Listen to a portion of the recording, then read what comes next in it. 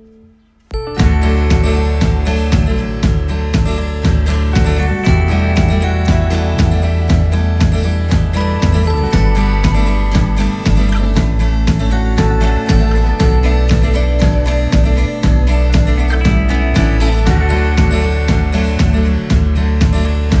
warahmatullahi wabarakatuh.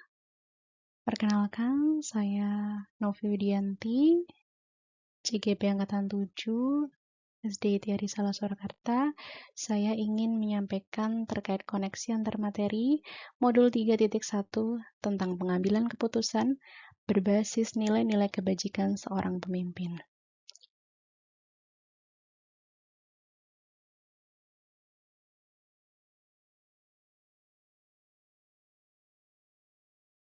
Pengaruh filosofi Pratap Triloka dari Ki Hajar Dewantara terhadap sebuah pengambilan keputusan. Yang pertama adalah I Ngarso Songtulodo di depan menjadi seorang teladan. Guru sebagai pemimpin pembelajaran pada saat mengambil keputusan hendaknya penuh pertimbangan karena akan menjadi contoh bagi muridnya. Yang kedua, Ing Madyo Mangunkarso di tengah membangun semangat. Guru sebagai pemimpin pembelajaran harus memberikan semangat bagi murid untuk belajar dan mengembangkan potensi diri. Dan yang ketiga, Tuturi Handayani. Guru di belakang juga harus memberikan dukungan. Jadi keputusan diambil guru harus memberikan dampak yang lebih baik untuk muridnya.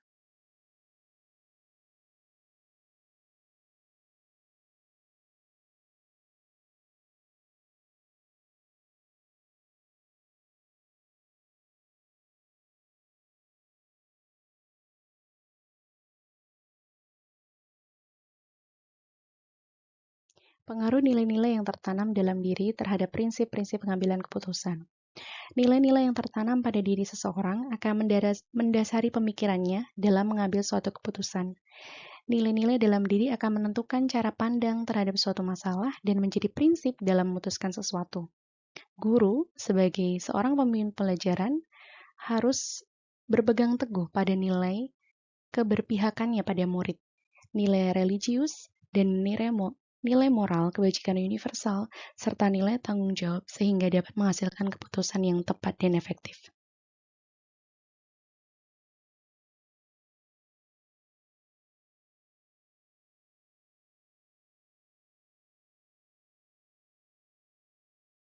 Nah, apa kaitan pengambilan keputusan ini dengan kegiatan coaching dalam proses pembelajaran? Seperti yang kita pelajari di modul sebelumnya, yaitu kegiatan coaching itu merupakan kemitraan antara coach dan coachee yang membantu coachee untuk membuat keputusan yang tepat terhadap masalah yang dihadapi. Tahapan proses coaching sendiri itu sesuai dengan alur tirta yang berisi pertanyaan reflektif, terbuka, dan efektif yang bisa menggali potensi coachee pada proses pengambilan keputusan, terutama pada 9 langkah pengujian dan pengambilan keputusan yang bisa dijadikan sebagai panduan bagi coach untuk mengarahkan coachee pada pengambilan keputusan yang tepat dan efektif. Jadi, kegiatan coaching ini sangat banyak ya kaitannya terhadap dengan pengambilan keputusan. Nah, bagaimana kemampuan guru dalam mengelola dan menyadari aspek sosial dan emosionalnya akan berpengaruh terhadap pengambilan suatu keputusan, khususnya masalah dilematika. Seorang guru yang dapat mengelola dan menyadari akan aspek sosial emosionalnya akan menyadari bahwa dalam mengambil keputusan harus didasari dengan kejernihan pikiran dan ketenangan hati.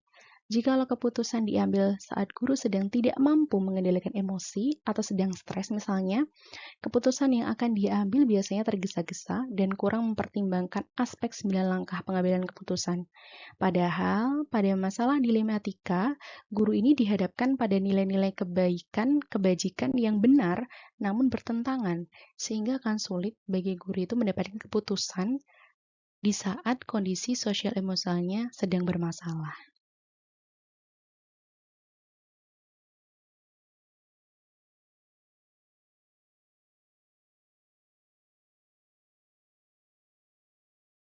Nah, bagaimana pembahasan studi kasus yang fokus pada masalah moral atau etika kembali kepada nilai-nilai yang dianut seorang pendidik? Yang pertama, nilai-nilai yang dimiliki seseorang akan menentukan prinsip dalam pengambilan keputusan.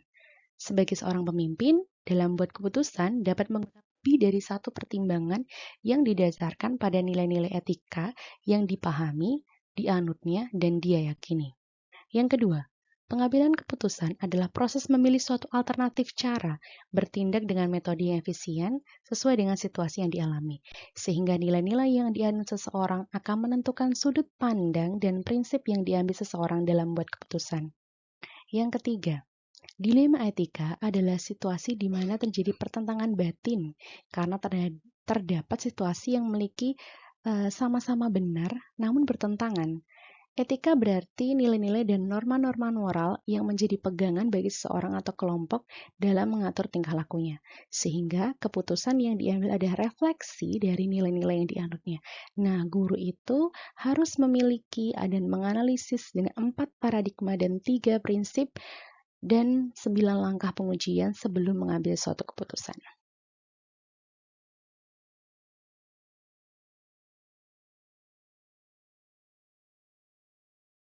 Dampak pengambilan keputusan yang tepat pada terciptanya lingkungan positif, kondusif, dan aman serta nyaman. Jadi pengambilan keputusan yang tepat itu akan berpengaruh dan memberikan dampak positif terhadap seluruh warga di sekolah. Pengambilan keputusan adalah bagian terberat dari tugas seorang pemimpin karena secara langsung atau tidak langsung keputusan kita akan berpengaruh terhadap sekolah atau lingkungan tempat kita berada. Sehingga akan tercipta lingkungan yang positif, kondusif, aman dan nyaman terutama bagi siswa dan seluruh warga sekolah. Sehingga seorang guru harus memiliki pertimbangan yang matang terhadap suatu keputusan agar keputusannya tidak berdampak buruk bagi lingkungannya.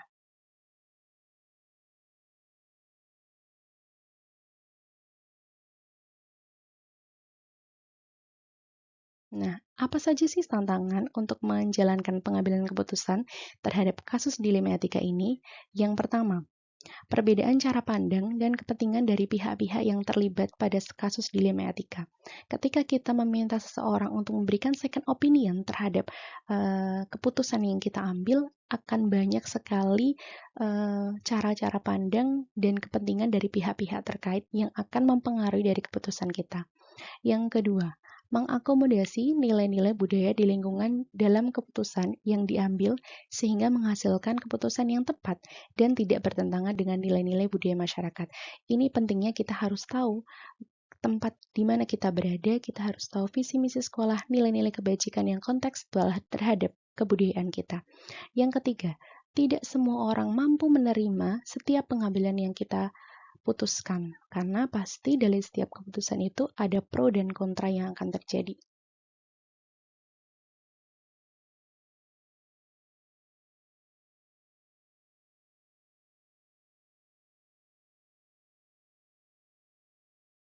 Nah, pengaruh pengambilan keputusan terhadap pengajaran yang memerdekakan murid.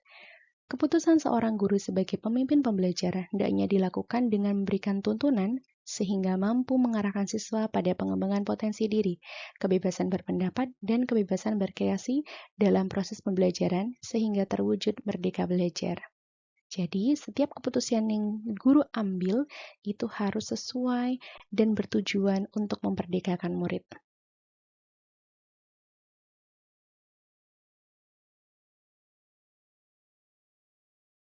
Pengaruh pengambilan keputusan sebagai seorang pemimpin yang lain adalah keputusan diri seorang guru sebagai pemimpin pembelajaran pasti memiliki konsekuensi atau resiko yang akan berdampak pada murid-muridnya. Keputusan yang berpihak pada murid ini akan menjadikan murid kita sebagai pribadi yang merdeka dan mampu mengambil keputusan dengan tepat di masa depannya.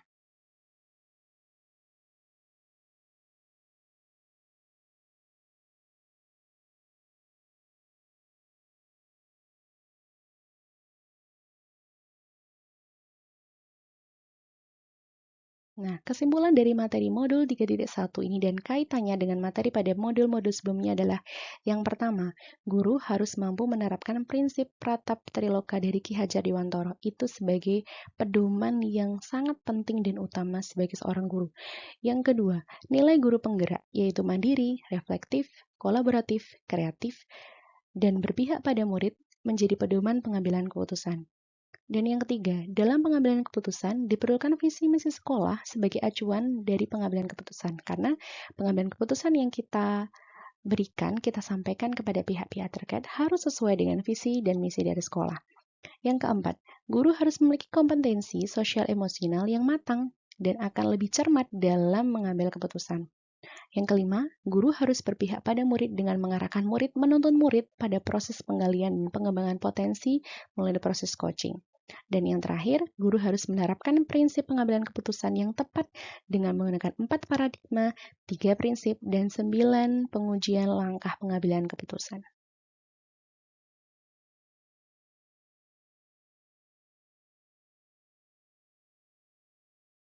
Nah, sejauh mana sih pemahaman saya yang saya pelajari, konsep-konsep yang saya pelajari di modul 3.1 ini terkait dengan dilematika, bujukan moral, 4 paradigma, 3 prinsip, dan 9 langkah. Yang pertama, dilema etika.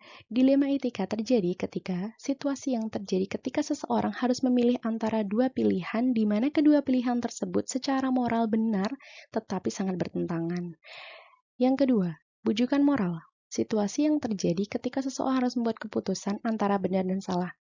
Ini lebih mudah untuk mengambil keputusan dibandingkan dengan dilema etika. Karena di sini kita tahu bahwa yang satu benar, yang satu salah. Jadi sebagai seorang yang paham terhadap nilai-nilai kebajikan, kita pasti akan memilih dengan yang kebenaran, gitu ya. Yang ketiga, paradigma pengambilan keputusan. Yang pertama adalah individu versus kelompok.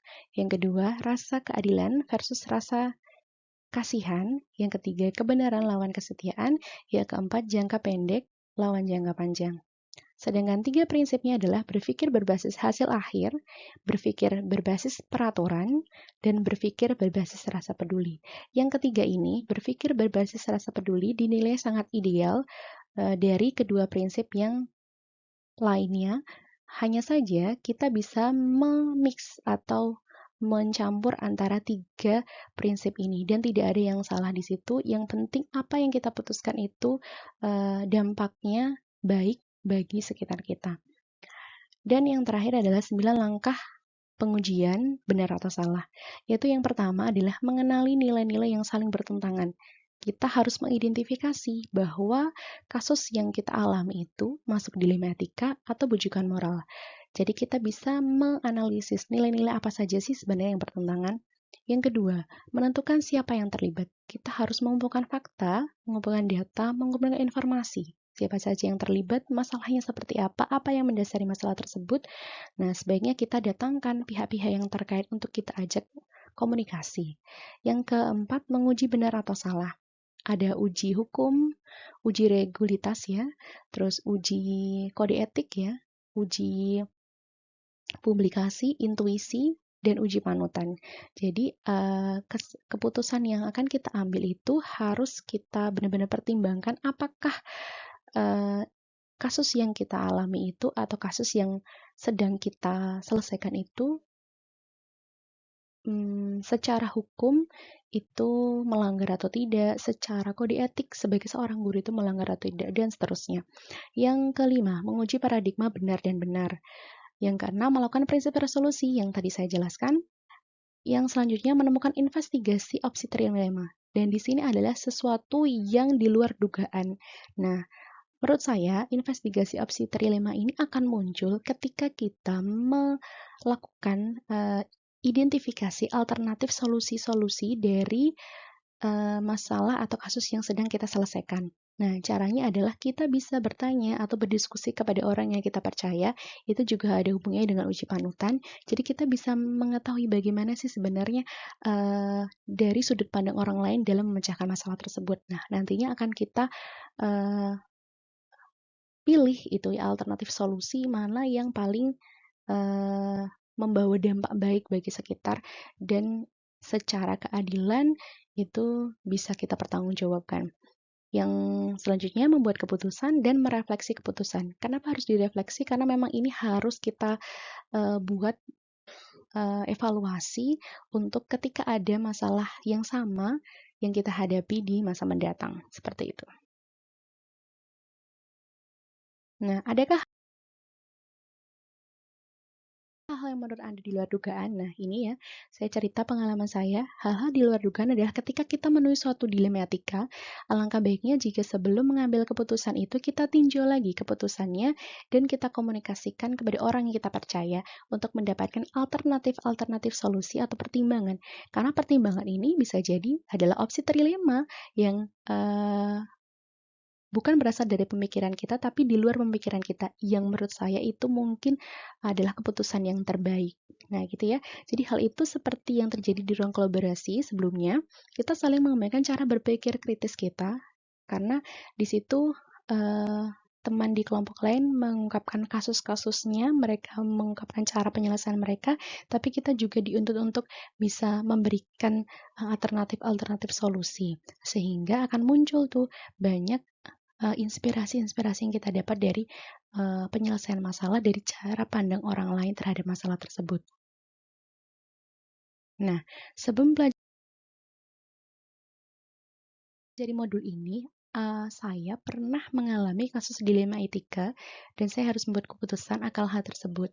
Nah, sebelum saya mempelajari modul ini, setiap kali pengambilan keputusan, terkadang saya selalu terbawa emosi dan berpikir dengan basis hati nurani. Jadi seakan saya mengesampingkan peraturan yang ada, dan hal itu membuat ada beberapa pihak yang bertentangan dengan keputusan yang saya buat.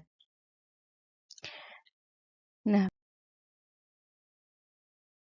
bagaimana dampak mempelajari konsep ini dan perubahan apa yang terjadi terhadap saya setelah saya mempelajari modul ini? Nah, dampak yang terjadi adalah saya memahami tentang 9 langkah pengambilan keputusan yang memudahkan saya bertindak langkah demi langkah.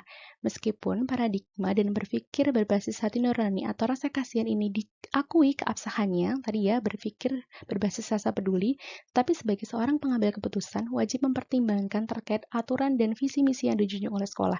Jadi tetap ada pertimbangan ya antara rasa kasihan dan keadilan dan serta peraturan yang dibuat oleh sekolah. Nah, perubahan yang terjadi pada saya adalah pentingnya komunikasi dengan pihak-pihak terkait sehingga akan memunculkan opsi trilema yang menurut saya memberikan dampak kecil bagi penerima keputusan. Nah, seberapa penting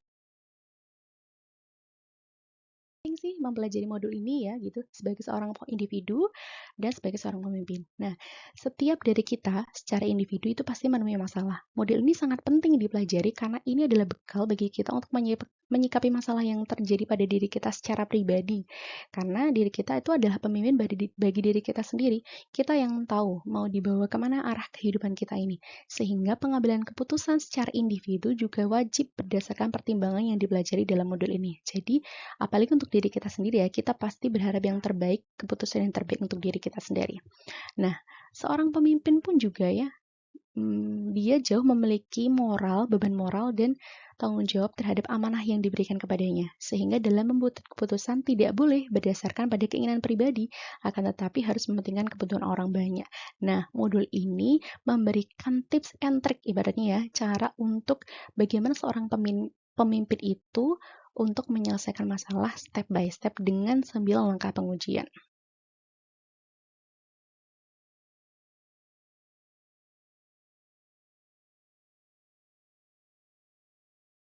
Thank you, terima kasih atas perhatiannya. Semoga apa yang saya sampaikan bermanfaat dan jika ada kurangnya saya mohon maaf. Guru Bergerak Indonesia Maju. Wassalamualaikum warahmatullahi wabarakatuh.